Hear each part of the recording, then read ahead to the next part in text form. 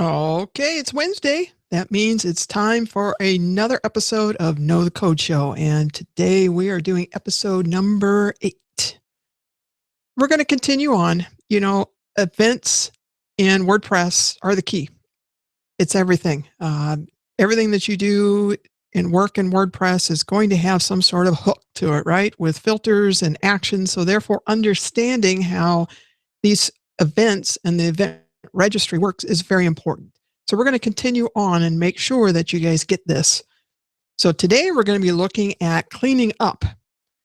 And last week we looked at how WordPress goes through and unregisters a filter, right?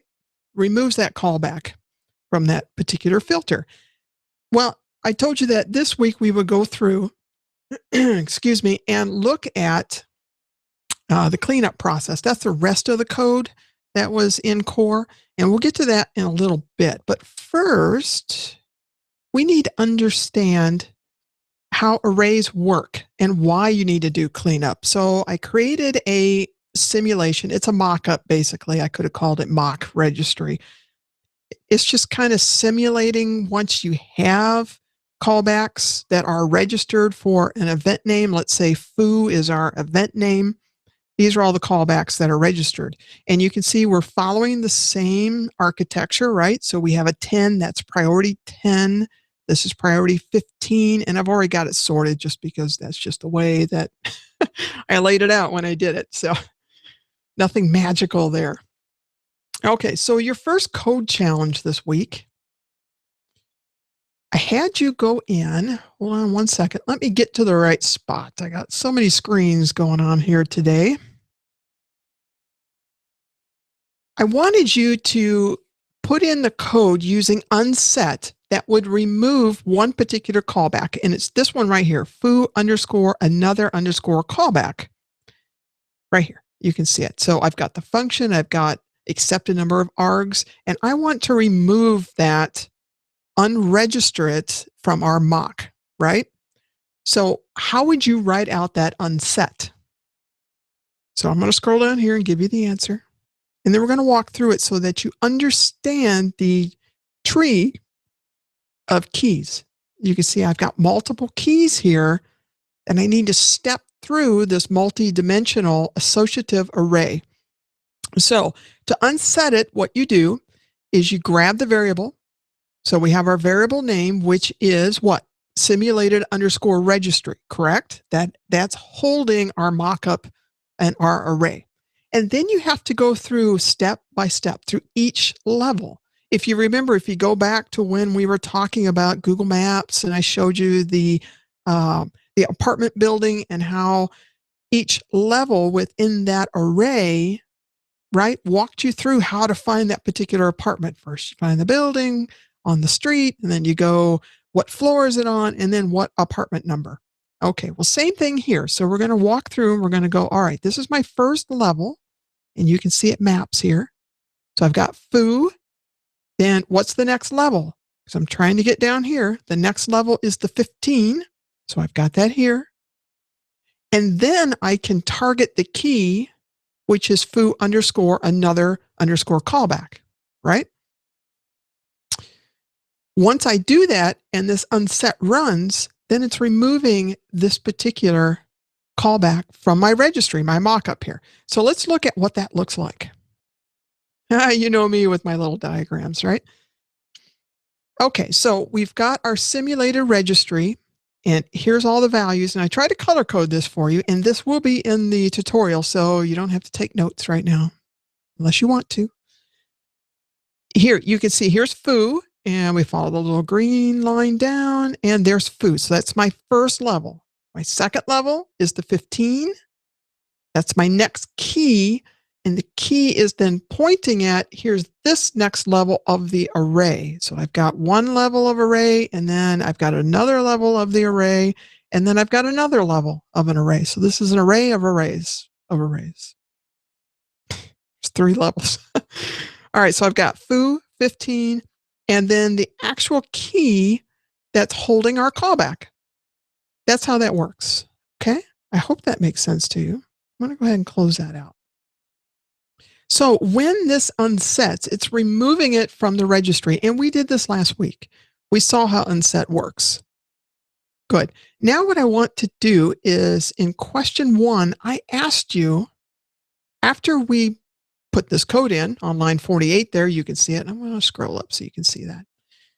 After we put this code in, what is the value for this key right here, which is 15, the priority level 15? What's going to be left in that value? So I've removed this, right? And if I scroll up, I removed all of this. What's going to be left? What's my value in priority level 15 for my event name foo? Did you get it? Oh, I hope so. I hope that you were just at least run the code and see what it looks like, right? So let me run this. Okay, so this is before, and you can see I've got 15, and here's my callback. So before I run the unset, this is after the unset, and you can see I have an empty array. Now, does that make sense to you? Why? Why I have an empty array? The only thing, if I minimize that, the only thing that was originally in that array, the only element was the foo another callback, right? And we removed that using unset. So therefore, what I'm left with is no elements. I still have an array, but I have no elements in it. Okay, I hope that makes sense. If not, leave me a question and we'll get to that in the Q&A and I'll explain it to you a little bit better if I didn't explain it well enough there, which I might not have. All right, so let's move on. Question 2. All right, I gave you some more code. Let me pull that code up. And I'm going to get rid of this code. And we're going to scroll down here to question number 2. Let me put this code in so we can see it. There we go. I'm going to go ahead and remove the code challenge and just get to the question. So we've got all of this code, right? Again, we're simulating our registry. We're going to come down and I'm going to show you how, now that 15 has an empty array in it, let's assume that we now need to iterate through. We've got to run through with a for each loop, and we're going to run through and iterate to try to get down to the callback itself.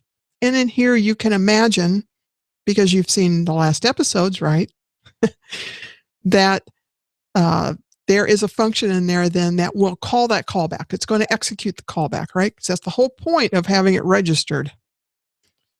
So we're looping through. So we go the first level, right? We have the event name and there's the registered callbacks. The second level, there's the priority and all the callbacks for that priority. And now we get down to the callback loop, where we're going to loop through. If you can imagine that there could be multiple callbacks here. So I would have another loop that loops through, gives me the callback, the name, and it gives me, I left it the same as core, which they call it $_the, and then each of those within that array, the keys are function and accepted args, just to kind of keep it the same so that you made sense in your mind. So the question I asked you was, what happens when this loop hits priority 15? Is this loop right here on line 79 that you're seeing on my screen, is that loop going to run? Will I get Kent to dump out the callbacks?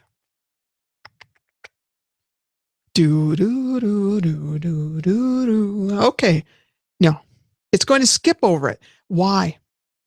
We have an array here and it's empty. So let's learn a little bit about a for each before we move on. It's important that you understand a for each. A for each is basically an iterator. You can look up that word, see what that means. But essentially what's happening is, if you can picture your array and go back to that episode where I talked about the apartment building and I talked about the keys being pointers, and that's the same as in your memory stack. There's a pointer that points to, hey, here is where I'm using a key, and I'm looking in the memory stack, and I said, this is the memory that I need to pull out. I need that value, and off it goes. Well, same thing here. For each is manipulating the pointer within that array.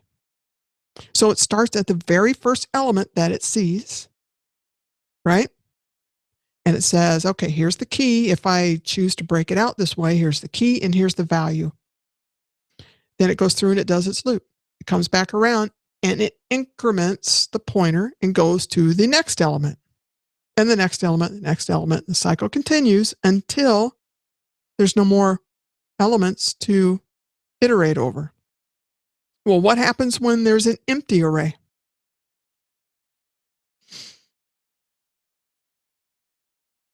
I don't hear you. The empty array has no elements in it. So therefore, there's nothing to point to. There's nothing to iterate over. So the for each goes in and it goes, oh, this is empty. And it just skips over it. It's just like it got to the end of a full stack array. It says, oh, I've got nothing else to do. And it just kicks right on out of that particular loop. So that's why it skips over right here. It gets down here and it sees, I'm on 15 now. Here's my priority. My priority is 15. The callbacks are just an empty array. That's it. So this will not fire. Okay. I hope that made sense to you. Oh, I got one more to do here, don't I? Now we're going to do the code challenge. And in this particular code challenge, using the code, we want to remove the priority element that's empty. You want to use unset and remove that priority element. We're going to get to the why in a moment. But again, we know that we want to use unset, right? And we just walked through previously that you've got to walk down the keys to then target which one you're trying to get to. So at this level, we want foo. That is our first level and our event name in this case. Kind of a stupid event name, but hey, it's a mock-up. Foo and bar and baz are very common that you would use in testing once you start learning about unit testing, so that you have some sort of value when we're doing mock-ups. And this is a mock-up. Okay, so we have event name is foo, and then I want to get down to this next level, and you can see there are no more levels below it, but I want just this level. So even if there was, I just want to unset this guy. That's what I'm doing. And then I'm going to dump it out to the screen using Kent. Everybody loves Kent now. And let's go ahead and run that. This is the before. And that's the after. And maybe I need to make that just a little bit bigger. There you go. So the 15 has an empty array. See it right here? And then when I come down, this is after I've unset it. Look, no more 15. I'm going to minimize that. I have 10 and there's no 15. It's been removed. Okay. And by the way, this was in the callback loop and you see it only did it once. So it didn't dump it out twice. Of course, now we've removed it. It wouldn't have anyway. All right. So now I gave you a bonus question. So I wonder how many of you got the bonus question, huh? Okay, so why? I want you to think about an event registry system, and maybe you've spent a little bit of time playing in there that you see there's other functions that you want to use, which we're going to talk about and as we move on down through the challenges here. But why would you want to remove the empty? Okay. We want to eliminate unnecessary operations, right? So basically, this is a configuration which here I have a data structure and I want to operate on that data structure. It makes sense in your mind then, if you think about it, that the task here is I'm doing operations on that data structure. That's my purpose. However, if I encounter an empty situation, there's no data structure there for me to work on. Therefore, it serves no purpose for this to be holding itself, holding a value there. I'm not going to do anything with it. nothing's going to happen. It's just holding memory, right? That's all it's doing. So it serves no purpose. And every time I want to iterate over this loop, I've got to go and hit that one and go, uh-oh, there's nothing there. Skip over it. It takes up scan time, memory, and it's just a bad practice. So you want to clean up after yourself. Now, WordPress core actually goes through and uses these priority keys for other tasks. And we'll get to that in a little bit. But that's anything that you're doing. If you want to always clean up after yourself, that's a best practice. If you don't need it anymore, get it out of there. Clean it out of the memory. You don't need it. Unset it. Garbage collection will come around and go, poop, it's gone now. Pulls it right out of memory. Okay. All right. So how many people got the bonus points? Raise your hands. Too bad there's not prizes we can give away. Maybe we'll have to do something about that in the future if we get some sponsors or something. Okay, so let's get down to Q4. You saw the big yellow box, right? So you knew we were going into core. Ooh! You know that I love reverse engineering things, and it's the best way for you to be able to get in there and see what's going on. One big caution, and I have to say it every week for anybody who's new to the show and new to talking to me. Whenever you are going to go into core or anybody else's plugin and you're going to put in some temporary code, if you need to wrap it with something that lets you know this is temporary code. That way you can find it and strip it out of there. I give you an example of how I would recommend to do it. You can also put in WP_debug as one of the first conditionals in there so that you know you are in a debug state, but that still can be hard to go and find those potentially. There's some of them you may want to leave. This is calling it out as saying, hey, I am temporary. And this is where I start and this is where I end. So you need to pull me out of here when you're done playing. All right. So let's get back to what we're going to do here. Now, question number 4, you see this code is just carried over from last week. Nothing magical there, exactly what we did last week. And let's come into here and let's see if I'm in the right spot because I've been doing a lot of things. Okay. This is the same as last week. And I get rid of that. We don't need that. And if I scroll down, there's nothing different there. What we're going to do is target this down here. This is our cleanup that's happening, right? So that's why I had you put some code in. And we're going to go down and we're going to see what happens. Okay, so let's look at Q4A. Let's assume, let's go back and so that you see what I'm talking about. You see that this is a priority 9, right? So let's assume then that for the event, the underscore title, there are no other priority 9s once our code fires.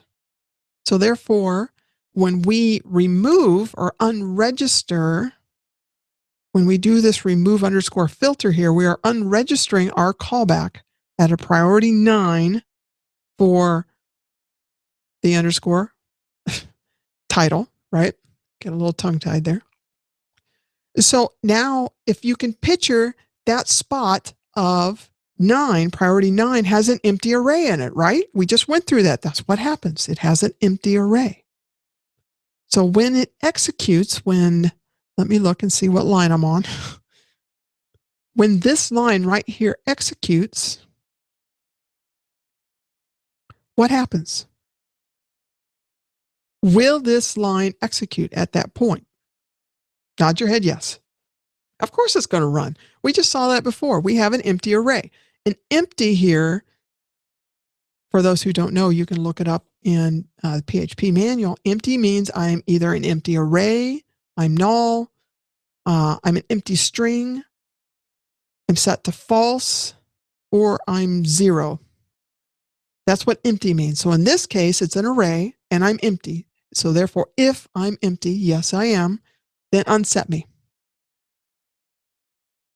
Okay. I'm going to skip this one for a second. We're definitely going to skip that because we're going to talk about that next week. And we're going to come down and we're going to say, after final cleanup, what gets dumped out and rendered onto the screen? All right, let's run this.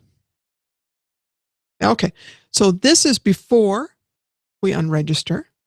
And you can see here's our callback, right? And Marcy, thank you. I got episode 8 in there now, not 7. That was before everything runs. And now you can see after our callback is unregistered, I've got this empty array. And then after the final cleanup, look what I've got. Null, because it's not there anymore. It's null. All right. So question 4B, why? Why would you want to do that? What's the purpose and what's the benefit? Okay. I just talked about a bunch of the benefits of best practice of cleaning up after yourself. If that code no longer supports the purpose of the parent, clean it up. Get it out of there. There are other things in here. Let me see if I can find them for you. Sorry if this is making you sick. Feel like you're on a roller coaster ride. Has filter is one of them. Has filter looks at the priority level and it says, so right here, has. So I'm looking at the event name. If I'm not empty, then I've got something. So let's imagine that we've unregistered a bunch of events or a bunch of callbacks. And all we have left are some empty priority levels. This thing's going to say, hey, you've got stuff. And it tells you it has a filter and off it goes. But there's nothing in there. So no, it does not have the filter.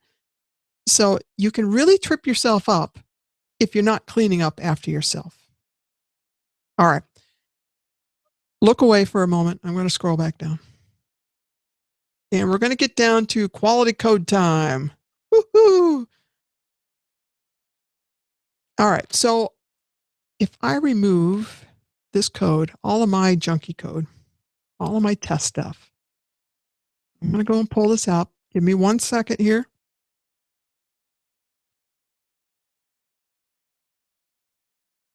Okay. So this is remove filter for all of my reverse engineering stuff in it. And let's take a look at this. I want you to see if you can see some smelly code. Now we know about R because we did that last week right here. So we know R is smelly, right? Because of purposeful naming. R doesn't tell us anything about what the heck it is, right? So we should have named it something. What else do you see in there? Here's a clue. Count how many things are going on in a function. So the things that you're looking for, there's a whole list of quality smells and tips that you can look for. One is that you have way too many comments. Code in here should not need to be commented. If you've self-documented by having purposeful naming and you've structured everything properly, you can look at the code and you know what's going on. You don't need comments. So comments are the first clue. And every time you put a comment in there, Uncle Bob, I think, just rolls over. Single responsibility principle. One thingy. Each function should be doing one thingy. Now, let's have a caveat to that in that when you're doing procedural coding, which is what this is, when you have functions like this, it's called procedural coding. You're not doing object-oriented programming. It becomes kind of difficult to have everything do just one thing in a function because you need to check some states, right? Or go get something. Mostly if it's in a callback situation like this, you don't always get everything that you need. So there are some things that you might have to do to set up to see if you should start working. But let's take a look at how many things that it does. Okay, so the first thing it does is it goes and sees, gets a unique ID. And all that is you can also get an array for the remove filter. So up here it says function to remove. Sometimes that can be an array. So this is just getting a unique ID. That's what that function does. So you don't need to worry about that right now. The next thing it does is it's checking to see if this function this callback is actually in the priority for that event. If it is, then we work on it. If it's not, we just return. The next thing it does, so I've got 2. Now we're going to go 3. Ready? 3 is it unregisters that particular callback. That makes sense. 4, it's going to do some cleanup work now. So it's going to go in, it's going to say, are you empty for that priority level? Yeah, I am. Okay, I'm going to unset you. Then it's going to come down, it's going to say, hey, event, are you empty? Huh, okay. If it is, then it's just going to set it to an array. So there we've got another task. And then the last one is the merged filters. And we're going to learn about merged filters next week. So let's just skip over that. But that's another function that's happening. Can you see all of the things that are going on? You could easily refactor this down to say, what's the purpose of this function? We are doing what? Right. We're unregistering this particular callback. That's what we're trying to do here. Well, we also have other tasks. We want to clean up after ourselves. So you could take all that cleanup stuff and abstract that away because there are other places in core where it could be used. Yeah, it might take a little bit of tweaking of the code, but for example, right down here, remove all filters also does some cleanup work. Right there. You see it? And right here, it's doing some cleanup work. If you refactored those 2 together and said, this is my cleanup event filters, we've just made this more dry. 1, I didn't repeat myself.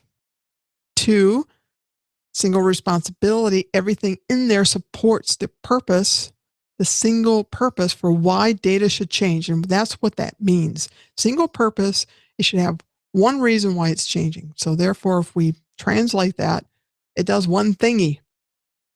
I know, I like thingies. Now, I know the infractions here are very small, but I just want to have you start to see patterns of duplication and patterns of doing too many things.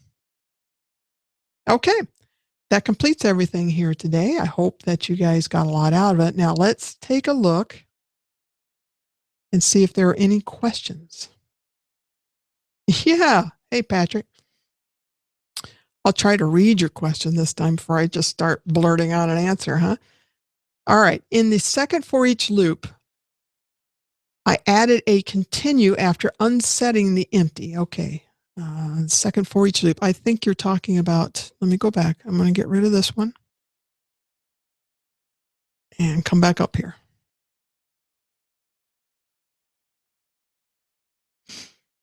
Right here. You added a continue after unsetting an empty array. Is this continue necessary, or would the next for each just ignore it? The next for each would just ignore it. So yes, you are correct in your assumption that the continue is unnecessary. It's going to get down there and it's going to say, oh, no, there's nothing there. Wait, 1 sec. Let me back up. Did you put it before here, right, Patrick?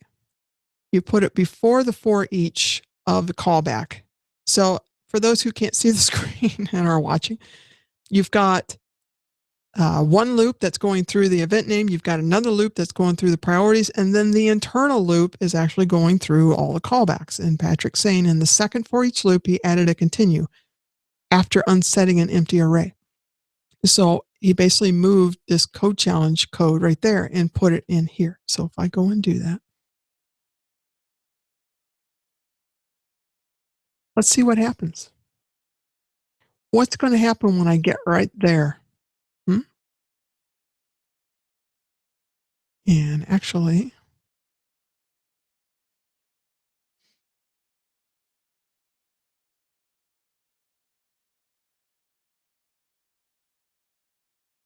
there it is.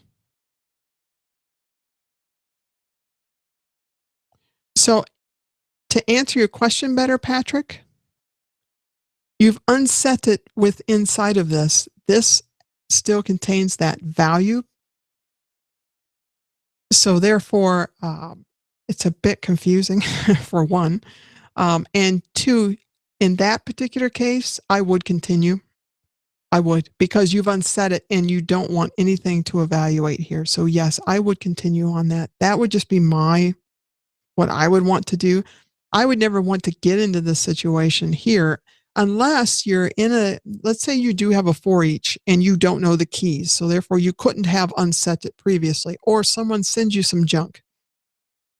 You're working on a function, you're iterating through an array and you don't know, maybe it has some junk in it and it needs some cleanup. In that case, I could see that you've done what you've done here with your example, Patrick. And then, yes, you would want to continue. You've changed the state. So we'll go and do that. I hope that answers your question. If not, get with me later and we'll talk about it a little bit more. All right, guys, that was fun. Next week, we're going to continue digging in. We've got a lot to cover yet on learning about the Event Registry System. You guys have a good rest of your day, and we'll chat back in Slack. Bye.